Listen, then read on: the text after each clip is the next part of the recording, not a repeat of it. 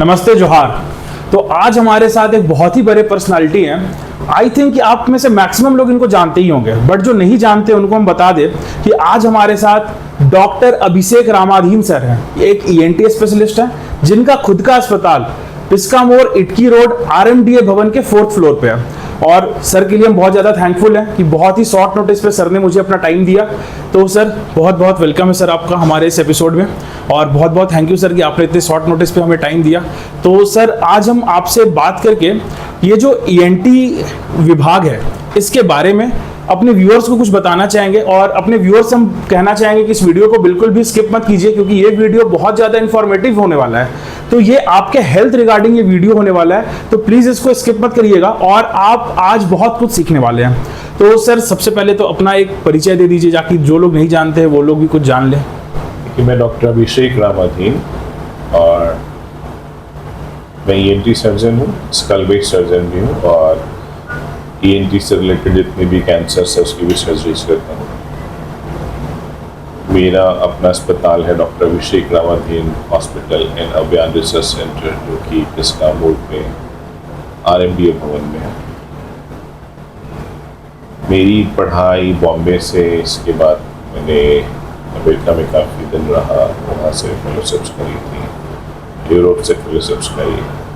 And when I was working in US, my father asked me to get back to India, so I came back to India from after leaving my job in Boston in 2018 July I think. And then after मैं यहाँ पे मेरी एक कोशिश है कि America या developed country में जैसे ट्रीटमेंट स्टैंडर्ड जो है वो यहाँ रांची में बहुत कम दरों पे अपने लोगों के लिए अवेलेबल करा सकूँ। और मेरा अपना घर चतरा है, रांची भी है, और मेरी ये पूरी कोशिश रहती है कि मैं अपनी तरफ से लोगों की लाइफ को जितना आसान कर सकूँ other than my medical field. I do a lot of social works also.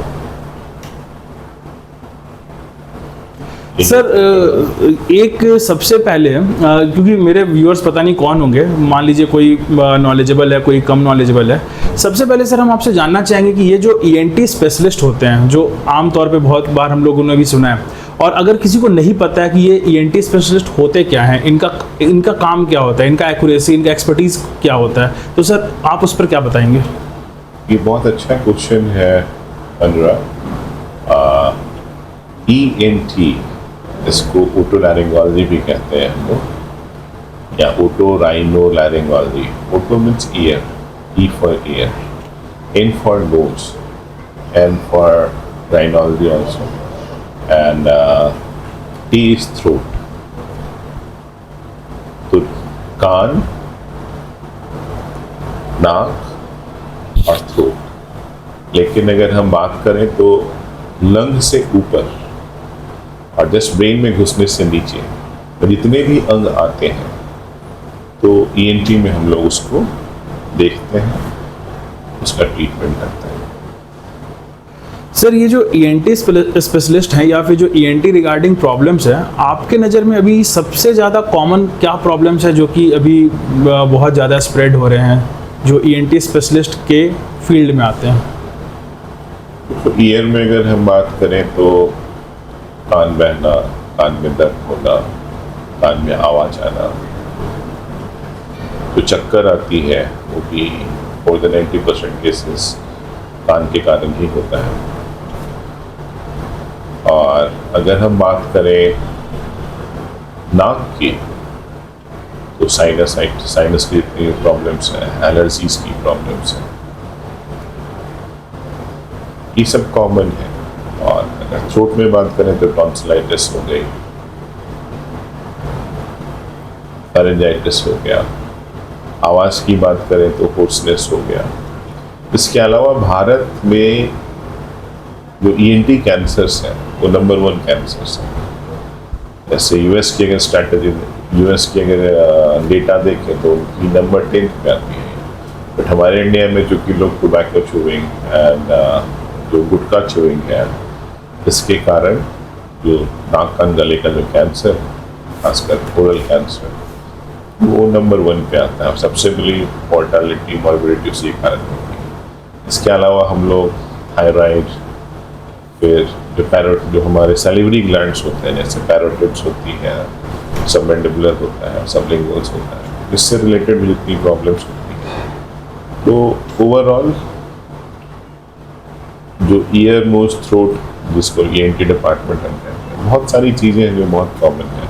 अब वो डिपेंड करता है, आज के दिन में जैसे फेलोशिप स्टार्ट हो गई है, नाक की अलग है। जैसे अगर आप जाएंगे US में या तो मैक्सिमम आपको एक पर्टिकुलर ENT में भी नोज के लिए अलग राइनोलॉजिस्ट आते हैं, ईयर के लिए अलग ओटोलॉजिस्ट होते हैं, लैरिंग्स के लिए लैरिंगोलॉजिस्ट होते हैं, कैंसर्स के लिए ऑन्कोसर्जन्स, जो हेड एंड नेक ऑन्कोसर्जन्स हैं, जो थायराइड है वो एंडोक्राइन डिपार्टमेंट का। तो I got trend in all fields, और ओवरऑल जो मेरे पास जो पेशेंट्स आते हैं तो बहुत सारे कॉमन भी आते हैं और बहुत सारे जो दूसरी जगह पे ट्रीटमेंट नहीं हो पाया। तो बीइंग एपी सेंटर यहाँ पे तो बहुत सारी चीज़ें यहाँ पे देखने को मिलती हैं। Primarily whatever I saw I just discussed. Sir आजकल न्यूज़ में बहुत ही कॉमन जो हम एक देख रहे हैं, जिसके बारे में हम आपसे डिस्कस करना चाहेंगे, वो है सर थ्रोट कैंसर। कई बार जैसे अभी आपने टबैको का भी जिक्र किया कि किस तरीके से टबैको खाने से वो कैंसर का खतरा बढ़ जाता है। तो आजकल सर एक देख रहे हैं यंग जनरेशन बहुत ही तेज़ी से सिगरेट, टबैको ये सब में जा रही है। तो सर ये जो थ्रोट कैंसर है जो कि टबैको की वजह से हो रहा है, सर उसके बारे में कुछ बताइए, ताकि हमारे जो व्यूअर्स और बाकी लोगों में थोड़ा एक अवेयरनेस जाए कि कैसे वो इससे बच सकते हैं और कैसे इससे दूर रहे। तो ओरल एंड थ्रोट कैंसर, अब सब जानते हैं कि गुटखा एक सच अ पैथेटिक थिंग, और यहाँ पे जो हमारे यहाँ टोबैको च्यूइंग है और जो गुटखा है उसकी जो हैबिट्स हैं, इवन दो गवर्नमेंट ने मैंडेटरी कर रखा है कि उसके पैकेट के ऊपर कैंसर का निशान बनाना है, और उतनी सारी अवेयरनेस प्रोग्राम चलती रहती है और हम लोग भी अवेयर करते हैं जो हमारे पेशेंट्स आते हैं कि नहीं, इफ़ यू आर टेकिंग गुटखा और अगर आप ओरल सोमिकल फाइब्रोसिस हो रहा है या ल्यूकोप्लेकिया हो रहा है, एरिथ्रोप्लेकिया हो रहा है, मुंह की दूसरी प्रॉब्लम्स आ रही हैं, तो बिना कैंसर किए भी बहुत सारी या दूसरी प्रॉब्लम्स के साथ जब पेशेंट्स हमारे पास आते हैं तो we try to make them aware कि you should not do this. But फिर भी जिस हिसाब से हमारे इंडिया में सोशियली गुटखा और टोबैको च्यूइंग एक्सेप्टेड है, एक दोस्त दूसरे दोस्त से बोलते हैं कि नहीं मैं खा रहा कुछ नहीं हुआ, या फिर मेरे चाचा ने खाया कुछ नहीं हुआ, इट डज नॉट मीन कि किसी को कुछ नहीं हुआ। The youngest person I have seen with the oral cancer was a 16-year-old गाय। तो किसी को हो सकता है कि 6 महीने की गुटखे के बाद में भी कैंसर हो जाए, किसी को हो सकता है आपकी किस्मत अच्छी है तो 2, 4, 5 साल 10 साल, बट इनवेरिएबली जितने भी लोग गुटखा और टोबैको लेते हैं कुछ न कुछ प्रॉब्लम्स हमेशा आते रहती है।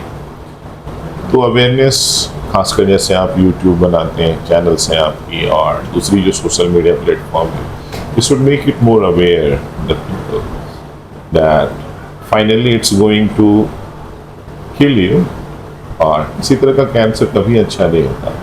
It's just not going to ruin your life, आपकी पूरी फैमिली बर्बाद हो जाएगी उसके बाद। जो समाज का एक यंग बंदा जो कि समाज को उतना कंट्रीब्यूट कर सकता था, समाज के लिए बहुत कुछ कर सकता था, तो दोस्त जो कि आपको बोले कि अभी गुटखा या तंबाकू या सिगरेट्स के लिए या स्मोकिंग्स के लिए, तो उनको बोले ये मेरे लिए भी खराब है, आपके लिए भी खराब है। तो we should always try to encourage the people who quit smoking. और दूसरा क्या है कि एनी सॉर्ट ऑफ एडिक्शन, जैसे सिगरेट्स जो स्मोकर्स आते हैं या गुटखा वाले आते हैं, तो वो ज़िंदगी में बहुत बार छोड़ते हैं इसमें।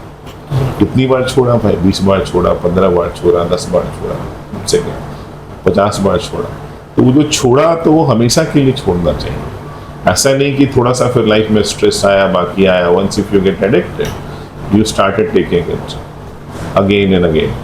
तो I have seen so many people they quit for 3 months, there are many जो कि कम्प्लीटली क्विट भी करते हैं। बट डेफिनेटली भारत में जो ये गुटखा टोबैको च्यूइंग है एक बहुत बड़ा अभिशाप है, और हम लोगों को युद्ध स्तर पे भारत का अरबों रुपया इसके ट्रीटमेंट पे और इससे जो मॉर्बिडिटी मोर्टालिटी आती है उसको ठीक करने में, जो फैमिली डैमेज होता है, इंडिविजुअल डैमेज होता है, और एक यंग लड़का जाता है तो इतना बड़ा सोशल डैमेज होता है। But in spite of seeing so many cancer cases around, people are still getting addicted. We should do all possible thing to prevent this.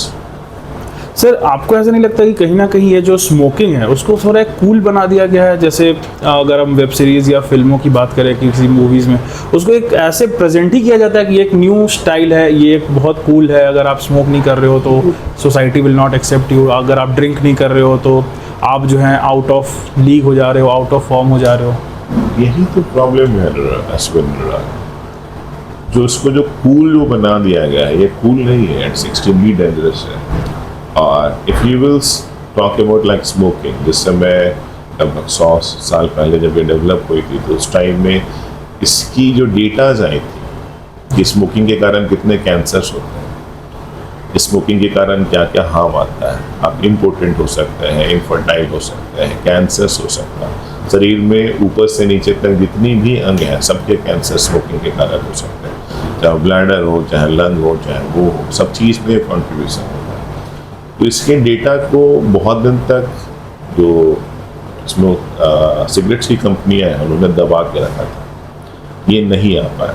लेकिन आज के दिन में ये प्रूवन फैक्ट है कि smoking kills, smoking extremely injurious to health, and in spite of whatever they did, बाद में बहुत सारे उनको पैसे वहाँ की गवर्नमेंट ने फाइन करा था, लेकिन जिनको जो नुकसान हो गया, जो चला गया, आप उसको तो वापस नहीं ला सकते। तो सोसाइटी का एक बहुत बड़ा लॉस है स्मोकिंग से। और डेफिनेटली स्मोकिंग या अल्कोहल है, बहुत सारी गवर्नमेंट जैसे गुजरात गवर्नमेंट हो गई, बिहार गवर्नमेंट हो गई, दूसरी बहुत सारी गवर्नमेंट है जिन्होंने अल्कोहल को बैन करने की कोशिश करी और पार्शियली सक्सेसफुल भी है उसमें। अल्कोहल से भी बहुत सारी प्रॉब्लम्स होती हैं। सबसे बड़ा तो ये एडिक्टिव होता है, 30 ml से आप 60 ml, 60 से 90, 90 से 120, जितने बहुत सारे पेशेंट से आप पूछता हो नहीं पीता, कभी कभी पीता है। जब डिटेल में जाते हैं तो पता चलता है कि नहीं, जो उनके गैस्ट्राइटिस है, तो दूसरे प्रॉब्लम से लीवर फेलियर्स होती है अगर आप somebody is taking alcohol for long। तो and somewhere they started because of the pressure of peer pressure बोलते हैं उसको, साथ वाला दोस्त जबरदस्ती पिला लेना। तो ये इग्नोरेंस है जो डेटा है, क्योंकि कंपनी जो बनाती है इसको वो तो कभी नहीं चाहेंगे कि इसका प्रोडक्शन कम हो, जो फ़ायदा है बहुत फ़ायदा है उनको। तो डेफिनेटली पीयर प्रेशर जो आज के दिन में एडुकेटेड तबका है, जो लोग हैं, तो हम लोगों को स्प्रेड करनी चाहिए अवेयरनेस को, लोगों तक ये बात पहुंचानी चाहिए कि कितने हानिकारक है। और आपका जान जो कि दुनिया का सबसे कीमती चीज़ है, आप एक बार whatever you can do you can't get back. आपने अगर कैंसर हो गया ठीक है, अगर ठीक हो गया, लेकिन फिर भी आपको कैंसर है दोबारा होने के चांस। तो जितना हमारे सोसाइटी को, हमारे यंग जनरेशन को, हमारे सब लोगों को इसके कारण जो नुकसान हो रहा है, the solution I would suggest, ये जो कूल वाला जो आप बता रहे थे, कूल के जगह पे it's the friend should say no it's dangerous, it won't kill you now but it will kill you. बिल्कुल सर। और एक आदमी जो है उस आपका सिर्फ आपकी ज़िंदगी पे आपका अधिकार नहीं है, आपकी ज़िंदगी पे आपके परिवार का अधिकार है, आपके समाज का अधिकार है, आपके देश का अधिकार है, आपके बाकी लोगों का। तो इट्स नॉट जस्ट जो आपका इरिस्पॉन्सिबल बिहेवियर है वाइल ड्रिंकिंग और वाइल स्मोकिंग और टेकिंग गुटखा और टोबैको चेविंग, तो इससे आपको तो नुकसान हो ही रहा है। अगर आपको कुछ होता है तो बहुत सारे लोगों को नुकसान हो रहा है, समाज को नुकसान हो रहा है, कंट्री को नुकसान हो रहा है। तो we should be more responsible. ये जो कूल वाला कॉन्सेप्ट है, I don't see, I also like grew up, मेरे साथ बहुत सारे मित्र थे, डॉक्टर्स थे, बाकी थे। हाँ, जो 2-4% हैं लोग हैं उसी में ये कूल वाला कॉन्सेप्ट है। 96%, 98% people know that okay this is not cool, this is dangerous, this is bad, this is a bad habit. So definitely we should think a lot before if somebody advise, वो लोग मतलब finally तो ये आपका विवेक होता है बिल्कुल बिल्कुल कि आपको करना है नहीं करना है। और फ्रेंड्स को मुझे लगता है कि इसको रोकने के लिए ज़्यादा मेहनत करनी चाहिए rather than कोई स्टार्ट करे उसके लिए। सर ये जो टोबैको या स्मोकिंग से जो सर थ्रोट कैंसर्स जो आपने बताया, ओरल कैंसर, ओरल कैंसर नीचे बोलते हैं, आगे वाले पार्ट ओरल कैंसर, या फिर आपने बताया कैंसर्स भी होता कि है। बॉडी के किसी भी हिस्से में वो कैंसर जो है वो स्प्रेड हो सकता है।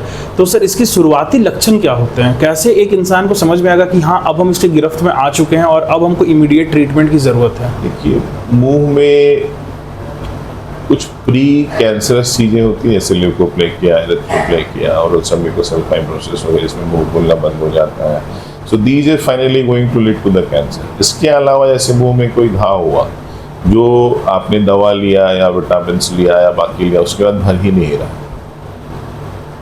तो ये सब शुरुआती लक्षण होते हैं। खासकर घाव हो जाना छोटा मोटा भी, और जो नहीं भर रहा है, अगर आपने देखा कि हाँ आप डॉक्टर्स के पास जाते हैं, डेंटिस्ट के पास जाते हैं, या ENT के पास जाते हैं, या जनरल फिजिशियन के पास जाते हैं, लेकिन वो ठीक नहीं हो रहा, तो जैसा ही वो ठीक नहीं हो रहा तो आप तुरंत, और जो ओरल कैंसर, थ्रोट कैंसर है, जरूरी नहीं है कि ये सिर्फ और सिर्फ टोबैको और स्मोकिंग से हो सकता है। बहुत सारे टाइम में जैसे टीथ इंजरी हुई, क्रोनिक इंजरी हुई, तो ये सब के कारण भी ये प्रॉब्लम्स हो सकते हैं। तो किसी भी तरह का जो कैंसर का है, नॉन हीलिंग अल्सर जो है, that's the most common thing. और top of that, if somebody is having any sort of addiction, तो आपको और ज़्यादा शक करना चाहिए कि हाँ, अगर मुंह में आप, you should go to, that person should go to some knowledgeable ENT surgeon and get it evaluated कि हाँ है। सर इंडिया में कैंसर का जो ट्रीटमेंट होता है सर, उसका सक्सेस रेट कितना है? मतलब अगर किसी को हो जाए तो क्या चांसेस है कि वो पूरी तरह से ठीक हो पाएंगे, या फिर कहीं ना कहीं लाइफ लॉन्ग उनको वो चीज़ कैरी करना पड़ता है? देखो, सक्सेस रेट तो बहुत अच्छा है, दैट्स टोटली डिपेंड अपॉन कि आपके किस स्टेज में आप पहुंचे हो। अगर अर्ली स्टेज में जाते हो तो जैसे जो कैंसर की हम लोग स्टेजिंग करते हैं, स्टेज 1, 2, 3, 4A होता है, 4B होता है, तो जितना ज्यादा स्टेज है उतना कम चांसेस आपके क्योर होने के। जितने कम स्टेज में, जितनी अर्ली स्टेज में हम डॉक्टर्स के पास पहुंचते हैं, उतना ज्यादा चांस होता है आपके ठीक होने के, विदाउट एनी मॉर्बिडिटी होने के। और अगर किसी को एक बार ओरल कैंसर हुआ है तो आप ऑलरेडी उस स्टेज तक पहुंच गए हैं, तो मुंह में बाकी दूसरे जगह पे भी हाँ रिकरेंस हो सकता है। लेकिन अगर आप बैड हैबिट्स को अगर छोड़ देते हैं कंप्लीटली, और अगर आप कैंसर ट्रीट करवा लेते हैं अपना, खासकर अभी तो बहुत सारी जो दवा सब आ गई है, तो हम लोग स्टेजिंग रिवर्स भी थोड़ा होता है। बहुत बड़ा है, दवा दिया, उसको ठीक किया, उसको श्रिंक किया, उसके बाद फिर उसको ऑपरेट किया। तो मुंह का कैंसर का प्राइम ट्रीटमेंट दवा नहीं होता, किसी तरह के दवा से आपको बहुत ज़्यादा फायदा नहीं होने वाला है। प्राइम ट्रीटमेंट सर्जरी ही होती है, और जो भी भाग का कैंसर हुआ उसको काट के हटाना होता है। सर आजकल की यंग जनरेशन, या फिर यंग जनरेशन ही को क्यों बोले, मतलब काफ़ी सारे लोग जो कि स्मोकिंग और च्युइंग और टबैको कर रहे हैं, जिनकी वजह से वो कैंसर की तरफ बढ़ रहे हैं, सर उनको आप ये ज़रूर बता दीजिए कि इस पूरे ट्रीटमेंट का कॉस्ट कितना पड़ता है, ताकि कहीं ना कहीं उनको एक समझ आए कि ये जो हम कर रहे हैं ये हमको कहाँ ले जा करके ट्रैप करा देगा। देखिए, आई वुड से ट्रीटमेंट का कॉस्ट तो पूरा लाइफ पड़ता है। अगर आप स्टेज 4, 5 के आसपास, 4 में आया हुआ, 5 तो नहीं होती, 4A, 4B में आए हुए हैं, तो whatever you do, we just delay this stuff. और दैट डिपेंड्स, जो हमारी आज के दिन में तो जो गरीब लोग हैं उसके लिए भारत सरकार ने आयुष्मान उससे कवर होता है, लेकिन उसके लिए आपके पास रेड कार्ड होना चाहिए। और that depends, it can go like up to 10 lakhs also, कि कितनी ज़रूरत है, आप किस सेंटर से कराना चाहते हैं। जैसे चाय 10 रुपये की भी आती है और चाय 500 रुपये की भी आती है, डिपेंड करता है आप कहाँ से पी हैं। तो वैसे ही अगर आप बड़े महंगे हॉस्पिटल्स में कराते हैं तो it's going to be costly, but overall it's not easy to get the thing done. The cost of treatment depend upon your staging and which center you prefer. But it's not just cost. जो cost में सिर्फ आप पैसे count नहीं कर सकते. The kind of problems you are going to face, your family is going to face, the mental trauma you are going to face, all your friends, surroundings are going to face. These are immensible. You can't calculate these things just in monetary terms. तो sir अब हम आपसे ये जानना चाहते हैं कि आपका जो हॉस्पिटल है इसमें ईएनटी के रिगार्डिंग क्या क्या ट्रीटमेंट की सुविधाएं हैं जो कि अभी मौजूदा समय में आप दे पाते हो? कि ईयर नोज थ्रोट से लेके जितनी भी चीज़ें हैं, जी सर। अगर हम नीचे से स्टार्ट करें तो लंग के ऊपर से जितनी भी चीज़ें आ जाती है प्लूरा से, अब ईएनटी डिपार्टमेंट को कहते हैं प्लूरा टू ड्यूरा। प्लूरा मतलब लंग के ऊपर के कवर को वो कहते हैं, और ड्यूरा मतलब ब्रेन के बाहर वाले। तो लंग के बाहर से लेके ब्रेन के बाहर वाले में जितनी भी चीज़ें आती हैं हम लोग सब चीज़ का ट्रीटमेंट यहाँ पे करते हैं।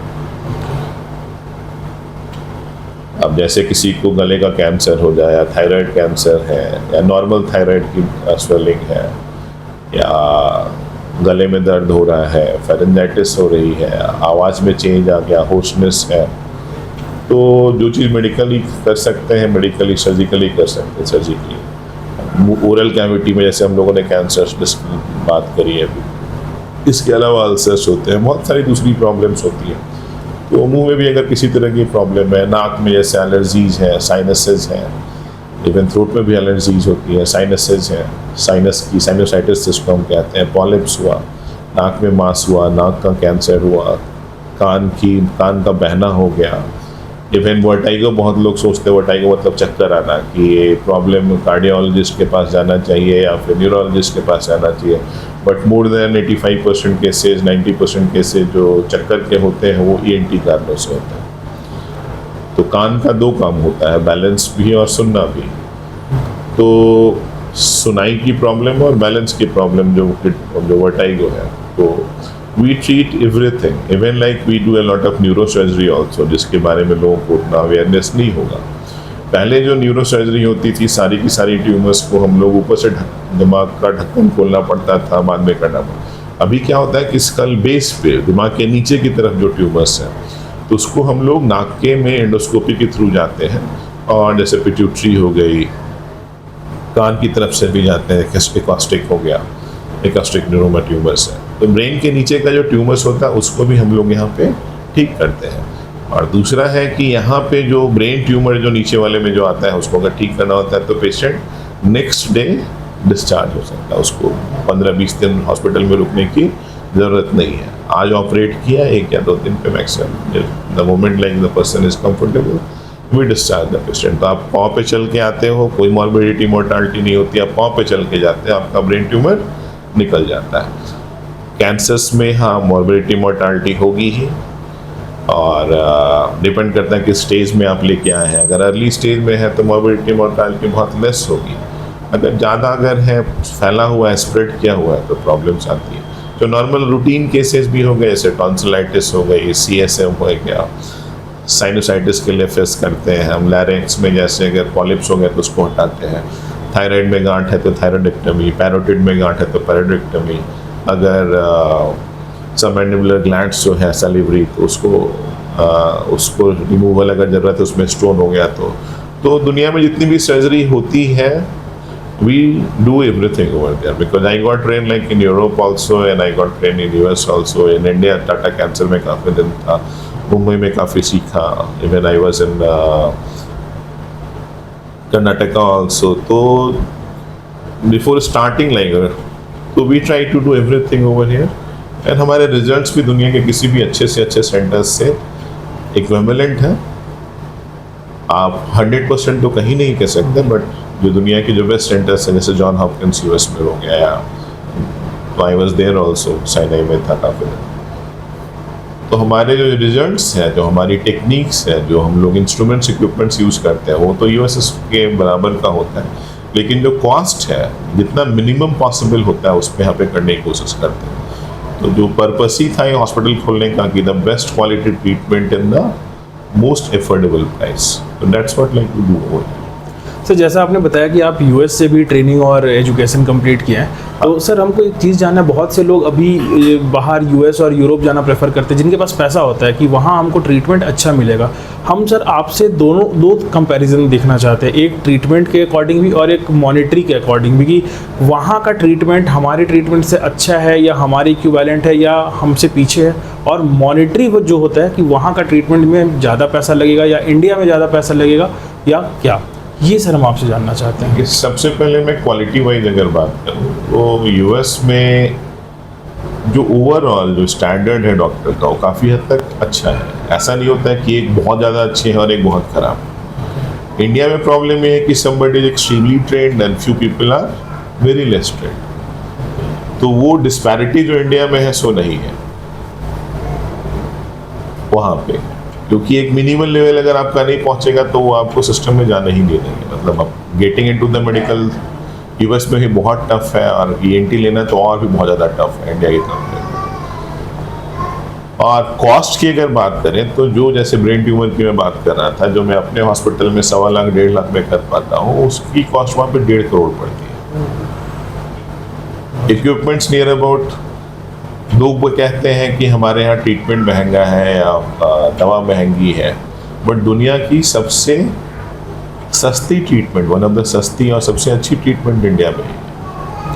जो दवा है शायद इंडिया के इतना सस्ता दवा पूरी दुनिया में कहीं नहीं होगा। अब सिंपल सा, जैसे मुझे अगर कुछ ब्रेन ट्यूमर करनी है, मुझे एमआरआई कराना होगा, the cost of MRI here is somewhere 6,000 to 7,000 rupees. US में उतना में डॉलर्स लगेंगे। आप मुझे अगर पेशेंट को भेजना है तो patient can walk in over here. अगर आपको अमेरिका में एक ENT डॉक्टर से मिलना है तो waiting period somewhere goes up to like 1 month 2 month 3 months इस तरह का। आप यहाँ से मुझे सेम डे मिल सकते हैं। तो भारत में सुविधाएं तो बहुत है, बट वही है कि आप क्योंकि कंपैरिजन नहीं कर पाते हो तो वो नहीं पता चल पाता है। और जहाँ तक क्वालिटी ऑफ ट्रीटमेंट की बात है तो that does not depend upon city and place, that depend upon कि आपका सर्जन कितना ट्रेंड। अब यूएस में भी अगर आप किसी राइनोलॉजिस्ट से जाके अगर काम कराते हो, जैसे मैंने नाक के लिए भी अलग फेलोशिप्स करी, कान के लिए अलग फेलोशिप्स करा, और एक नॉर्मल जनरल ENT से कराते हैं तो फर्क तो पड़ेगा जिसने अलग से ट्रेनिंग ली है। अब ENT भारत में 3 वर्ष का है कोर्स जो है हमारा MBBS के बाद में। अगर आप यूके की बात करोगे तो 8 साल का कोर्स है। यूएस की बात करोगे तो residency itself 4 years and then after fellowship 2 years, तो 6 साल का कोर्स। तो वहाँ के स्टूडेंट्स ज़्यादा टाइम स्पेंड करते हैं लर्निंग करने के लिए, तो हमारे जो स्टूडेंट है वो कम टाइम स्पेंड करते हैं। तो ऑब्वियस सी बात है कि उनकी लर्निंग ज़्यादा अच्छी होगी। और सर्जरी में एक लर्निंग कर्व लगता है। Both you need to spend time, you need to spend lot of efforts to learn. तो ओवरऑल अगर मैं बात करूं तो definitely US have high equipments, quality of education अच्छी है, स्टूडेंट्स ज़्यादा समय देते हैं उत्तर आने में, तो वहाँ पे ज़्यादा अच्छा है। बट इंडिया में भी जो बहुत सारे अच्छे डॉक्टर्स हैं जो बहुत ट्रेंड हैं, ठीक है, कोर्स कम था बट बाद में they went for the training, they got train. और इंडिया में disparity between the doctors is very high, जो कि वहाँ नहीं है। और कॉस्ट तो मैंने बताया ही। अब $5,000 मान लो वहाँ पे पड़ रहा है, इसके अलावा सेम डे आपको MRI का अपॉइंटमेंट भी नहीं मिलेगा। आप यहाँ तो सेम डे करा सकते हो, यहाँ पे कॉस्ट कितना पड़ रहा है। मशीन दोनों जगह सेम ही होगी, ऐसा नहीं है कि इंडिया की मशीन दूसरी है। हम अभी भी यहाँ पे मशीन्स नहीं बनाते हैं। जो इक्विपमेंट्स मेरे ऑपरेशन थिएटर में है मैक्सिमम जर्मनी से है। अब जैसे ऑडियोमेट्री है तो दैट केम फ्रॉम डेनमार्क। तो जो कॉस्ट ऑफ इक्विपमेंट है वो नियर अबाउट सेम है, लेकिन जो कॉस्ट ऑफ ओवरऑल जो कॉस्ट ऑफ ट्रीटमेंट है वो हम काफ़ी सस्ता देते हैं, बिकॉज और कोई ऑप्शंस नहीं है, बिकॉज क्वालिटी जो हमारी एक पर कैपिटा इनकम है बहुत लो है and we try to do best in है, लेकिन नंबर्स हमारे बहुत ज़्यादा होता है। अब यहाँ पे मैं डेली 2-3 सर्जरीज करता हूँ, 1 या 2 तो कम से कम हो ही जाता है। इतने सारे पेशेंट्स देखता हूँ, वहाँ पे ऐसा नहीं होता। वीक में इतने जो अमाउंट ऑफ पेशेंट्स नहीं होता है। सर आप इतने सीनियर डॉक्टर हैं और इतने दिनों से प्रैक्टिस कर रहे हैं, साथ ही साथ आपने यूरोप यूएस को भी देखा। सर इंडिया के मेडिकल फील्ड में आपको क्या लगता है कि इसमें एक्सेल होने के लिए, मतलब इंडिया के कंबाइंड मेडिकल फील्ड को, कंबाइंड ट्रीटमेंट को, कंबाइंड जितने भी फैसिलिटीज़ हैं उन सबको एक्सेल होने के लिए और क्या क्या चीज़ें होनी चाहिए गवर्नमेंट की तरफ से, सोसाइटी की तरफ से, और क्या लैक कर रहा है?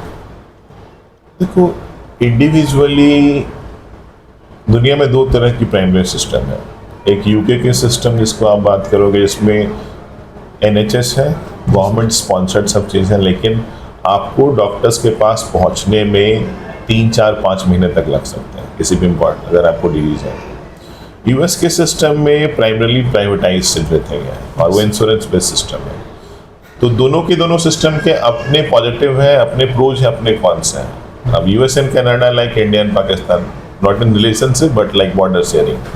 तो कनाडा में एनएचएस के सिस्टम है, तो वहाँ पे आपको 6 महीने साल भर तक लग सकता है, 1.5 साल लग सकता है डॉक्टर तक पहुँचने में। और जो अमेरिकन सिस्टम है उसमें प्राइवेटाइज सिस्टम है, प्राइवेट हॉस्पिटल्स का मेनली है, गवर्नमेंट का उतना नहीं है बहुत कुछ। तो इंडिया में हम लोग दोनों सिस्टम साथ में पैरेलल चल रहे हैं। जो रिम्स हो गई वो एनएचएस जैसा हो गया, जो सदर हॉस्पिटल हो गई वो गवर्नमेंट स्मॉल, जो मेरा हॉस्पिटल हो गया, बहुत सारी जो प्राइवेट हॉस्पिटल्स हो गई, तो दोनों का जो मिक्सिंग है। अब क्वेश्चन ये है कि ओवरऑल जो हेल्थ केयर बजट है अब गवर्नमेंट कितना करे। तो आज के दिन में जो मैक्सिमम ग्रोथ हो रही है वो प्राइवेटाइज्ड हॉस्पिटल्स, जो इंडिविजुअल जो प्राइवेटाइजेशंस के कारण हो रही है। अब government has tried like Ayushman, तो जैसे जैसे समय गुजरेगा तो रेशनैलिटी बढ़ेगी, लोग ज़्यादा अवेयर हो कि हाँ हेल्थ इंश्योरेंस कराना चाहिए। अब हेल्थ इंश्योरेंस अगर कराया है तो आपको साल में बहुत कम प्रीमियम देना पड़ता है, लेकिन आपकी कवरेज हो जाती है, आपके ऊपर फाइनेंशियल इकोनॉमिक बर्डन नहीं आते हैं अगर आपने करवा रखा है। एक छोटा सा आप ठीक है प्रीमियम दे रहे हो, अब प्रीमियम तो बहुत सारे जगहों पे आप पैसे खर्च करते हैं। तो ओवरऑल डेवलपमेंट के लिए government should more focus on health care development. In privatisation जो प्राइवेट जो इन्वेस्टमेंट है उसमें हर्डल गवर्नमेंट को नहीं बनना चाहिए, उनको प्रमोट करना चाहिए। अब जैसे मान लीजिए हाईवे पे है, एक्सीडेंट्स होते हैं, अब क्वेश्चन है कि जो एक्सीडेंट होते हैं हाईवे पे हमारे ट्रॉमा सेंटर्स होने चाहिए। तो अगर गवर्नमेंट ट्रॉमा सेंटर नहीं बना पाती है तो अब जैसे बिजली बिल का ही या ज़मीन का ही वो सब्सिडी अगर नहीं भी देती तो फैसिलिटेट करे प्रोसेस को, ताकि प्राइवेट प्लेयर्स ज़्यादा पार्ट करें और प्राइवेट प्लेयर को कंट्रोल करने की जगह पे प्राइवेट प्लेयर्स को रेगुलेट करें। जैसे बहुत टाइम में क्या होता है कि गवर्नमेंट कंट्रोल करने की कोशिश करने लगा, जैसे दिल्ली में भी हुआ था, या फिर नए नए जो लॉ आ जाने की कोशिश कर रही है। तो प्राइवेट प्लेयर्स को फैसिलिटेट करना ज़्यादा अच्छा है, क्योंकि डेवलपमेंट नया जो अपने हेल्थ केयर डेवलपमेंट जो नया है वहीं से ज़्यादा होने वाला है। और मोदी जी का जैसे विजन है, विजन 2047, जिसमें कि भारत एक विकसित देश होगा, तो सिर्फ अकेले एक चीज़ में ज़्यादा विकास नहीं होता, सब चीज़ें साथ साथ चलते चलती हैं। तो we have grown a lot, और मुझे पूरी उम्मीद है कि जिस हिसाब से हम लोग आगे बढ़ते जा रहे हैं, जैसे जैसे हम लोग विकसित होते जाएंगे, तो हमारी एडुकेशन, हमारी हेल्थ केयर, हमारी सब चीज़ अच्छी होगी। बट हेल्थ केयर में अलग से मैं यही बोलूँगा कि government should put more focus on जो प्राइमरी हेल्थ केयर हो गई, और जो अपने जो है उसको और स्ट्रेंथन करना, ज़्यादा एम्स सेंटर खोलना, ज़्यादा government should try to do as much as possible.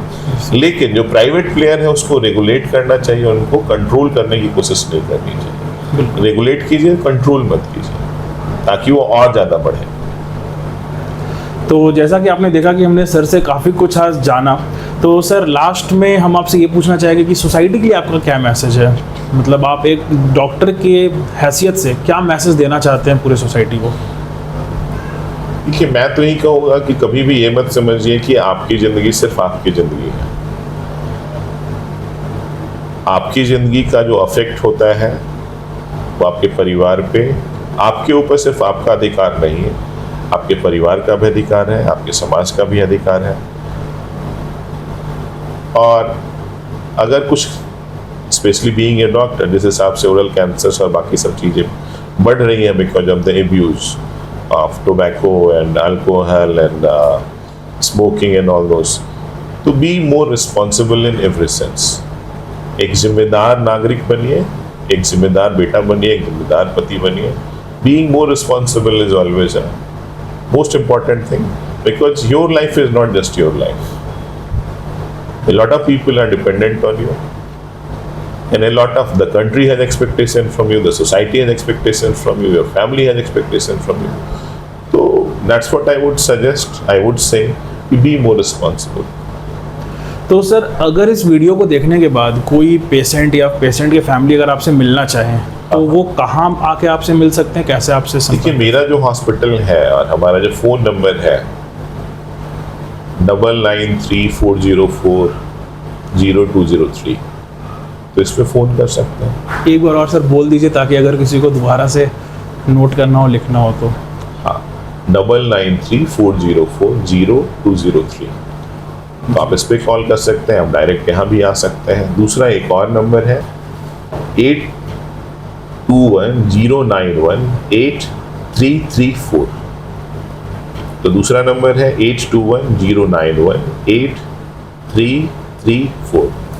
तो दो नंबर है, आप उस पर कॉल कर सकते हैं। They will facilitate you, they will guide you how to reach to us. और ये हॉस्पिटल है सर का, जैसे कि हमने वीडियो के स्टार्टिंग में बताया कि पिस्का मोड़, इटकी रोड, RMDA भवन 4th फ्लोर, जहाँ पे सर का खुद का अस्पताल है। और अगर आप किसी भी ENT रिलेटेड प्रॉब्लम से अभी आप सफ़र कर रहे हैं तो सर ने अपना नंबर भी बताया और अपने ऑफिस का नंबर बताया, और सर का जो हॉस्पिटल का एड्रेस है वो इस वीडियो में हम भी बता रहे हैं और डिस्क्रिप्शन में भी हम लोग डाल देंगे, और आप सर से संपर्क कर सकते हैं। और दूसरा एक बात हम और बता दें कि क्योंकि हम तो सर को थोड़े टाइम से जानते हैं, सर मेडिकल फील्ड में तो एक्सीलेंट है ही हैं, और साथ ही साथ सर सोशल वेलफेयर का काम भी बहुत ज़्यादा करते हैं, बहुत एक्टिवली काम करते हैं सोशल वेलफेयर में भी। और हर एक्टिविटी में कहीं भी छोटा मोटा फंक्शन हो तो सर ज़रूर टाइम निकाल के जाते हैं। ऐसा नहीं है कि किसी बड़े फंक्शन का ही वेट करते हैं। तो सर हमेशा से जो है सोसाइटी को हेल्प करने के लिए अपना जो भी कंट्रीब्यूशन हो सकता है, जैसा कि सर ने कोविड के टाइम में भी कई सारे कोविड पेशेंट्स को भी अपने फुल पोटेंशियल में हेल्प किया था। और बाकी तो हमने आपको बताया कि सोशल वेलफेयर में भी सर आगे रहते हैं, तो आप यहाँ पर आ सकते हैं। अच्छा, एक और बात हम आपको बताना चाहते हैं कि कोई अगर इकोनॉमिकली वीकर सेक्शंस है तो ये मत सोचिएगा कि आप यहाँ अफोर्ड नहीं कर सकते। अगर आप सर के पास आएंगे तो सर आपको कुछ ना कुछ हेल्प जरूर करेंगे। ऐसा बिल्कुल नहीं होगा कि आप आएंगे और आपको मतलब अगर आप सच में फ़ी देने में कैपेबल नहीं है तो ऐसा नहीं होगा कि आपका ट्रीटमेंट इस हॉस्पिटल में नहीं होगा, क्योंकि सर का जो काम है वो सिर्फ कैपिटलिस्ट प्रिंसिपल पर नहीं चलता है। सर बहुत ज़्यादा सोशल वेलफेयर पे भी बिलीव करते हैं और इनका शुरू से विज़न भी ये रहा है। तो सर बहुत बहुत थैंक यू आपका हम लोगों को टाइम देने के लिए और इतनी सारी इन्फॉर्मेशन देने के लिए। तो सर हम ये ज़रूर कोशिश करेंगे कि आपसे अदर टॉपिक्स पे भी कभी जब भी आपको फिर टाइम मिले, जैसे कि आज हम लोगों ने कैंसर रिलेटेड बात किया, कभी टॉन्सिल रिलेटेड या कभी अदर जो ENT के प्रॉब्लम्स होते हैं उनको रिलेटेड हम आपसे कभी और बात करके अपने व्यूअर्स को बता सके कि अदर ENT प्रॉब्लम्स क्या होता है, उनका सॉल्यूशन कैसे हो सकता है और उनका बाकी उपचार वो कैसे करा सकते हैं। तो सर बहुत बहुत थैंक यू आपका। You are doing a great job. Thank you sir. और एक बार आप बोल दीजिए कि मेरा चैनल प्लीज सब्सक्राइब सब लोग कर दें। आप बोलेंगे इसका एक अलग ऑड़ा होगा। तो Ashwin Anurag is doing a great job, और जिस हिसाब से ये सोशल अवेयरनेस बढ़ा रहे हैं, जिस हिसाब से ये लोगों के लिए काम कर रहे हैं और बीइंग ए बहुत रिस्पॉन्सिबल बन रहे हैं, and I know him for a very long period of time. अभी तो दूरदर्शन में भी हैं और इन्होंने अपना यूट्यूब चैनल स्टार्ट करा है, और मुझे लगता है कि इनकी जो इनिशिएटिव्स हैं खासकर सोशल अवेयरनेस के लिए, लोगों तक जानकारी पहुंचाने के लिए, it's going to get a great success in very near future, and I wish him all the best कि ऐसे ही अच्छे काम करते रहिए, क्योंकि आज के दिन में जो सोशल मीडिया है ये सबसे बड़ा इन्फ्लुएंस है। शायद मैं दिन भर बैठ के 10 लोगों को टोबैको और इसके नुकसान के बारे में नहीं बता पाता, और लेकिन ये जो वीडियो है उसके कारण बहुत सारे लोगों तक ये बात पहुंच सकती है और बहुत तेज़ी से पहुंच सकती है। And Ashwin is doing great job for it. Thank you Ashwin. Thank you sir.